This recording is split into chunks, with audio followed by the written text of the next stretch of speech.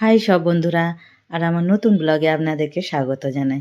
রুটি করছি সন্ধেবেলা। আমার তো জানেন সবাই যে আমার সন্ধেবেলায় রান্নায় বেশি ব্যস্ত থাকি। আমার কর্তা আমি ডিম সেদ্ধ করে রেখেছিলাম, এই যে দেখুন না আমার কর্তা ডিমেরটা কালিয়া করছে। আমি বললাম আমি করছি, বলছে না না তুমি ডিম সেদ্ধ করে রেখেছো, আমি করে দিচ্ছি। সব সবজি ফবজি মশলা ফসলা সব রেডি করে দিয়েছি, পেঁয়াজ ফেঁয়াজ কেটে দিয়েছি, টমেটো কেটে দিয়েছি।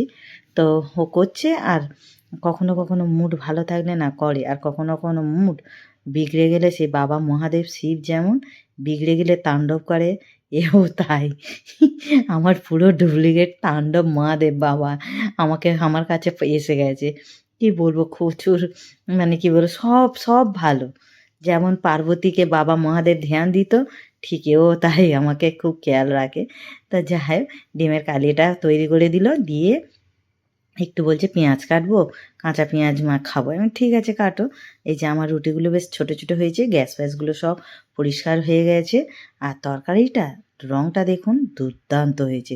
আর আজকের তরকারিটা সত্যি কথা বলছি খুব সুন্দর হয়েছিল। না গো, খুব সুন্দর হয়েছিল। দেখছেন, এটা হচ্ছে আমার ছেলের জন্য রেডি করছি। ছেলেটা যবে থেকে এই ফ্ল্যাটে এসেছি না, তবে থেকে ও ওই ঘরটা পেয়েছে, ওই ঘরই এখন ওর।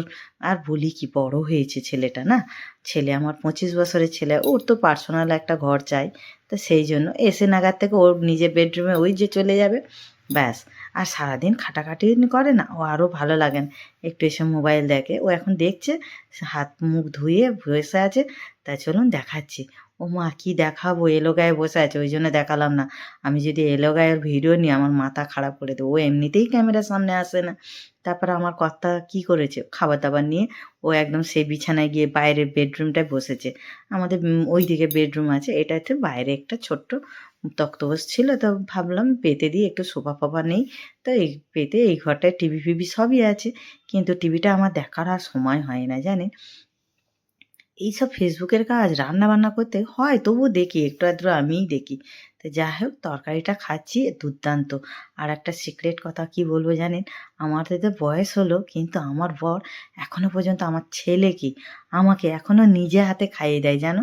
আমি যদি কোনো জিনিস খেতে না যদি চাই, কিন্তু ও আমাকে একদম নিজে হাতে জোর করে বলবো খেয়ে দেখো খেয়ে দেখো। আবার বলবো ভাগ্য ভালোই আমি এরকম খাচ্ছি, অন্য কেউ খাওয়ায় না। আরে এটাও ঠিক, সত্যি। কিন্তু যখন ভালো মুড থাকবে খুব ভালো, খুবই ভালো। আর যখন ওর খারাপ, ও নিজেও খাবে না, সে আমাকে বাচ্চার মতো দেখতে হয় জানেন। তা যাই হোক, খাওয়া দাওয়া হয়ে গেল, আমি আর আমার কর্তা দুজনে খাচ্ছি। আজ এই ব্লগটা এই পর্যন্ত। ভালো লাগলে একটু লাইক করবেন, শেয়ার করবেন। আর আপনারা সব ভালো থাকবেন, সুস্থ থাকবেন। টাটা, বাই, শুভরাত্রি।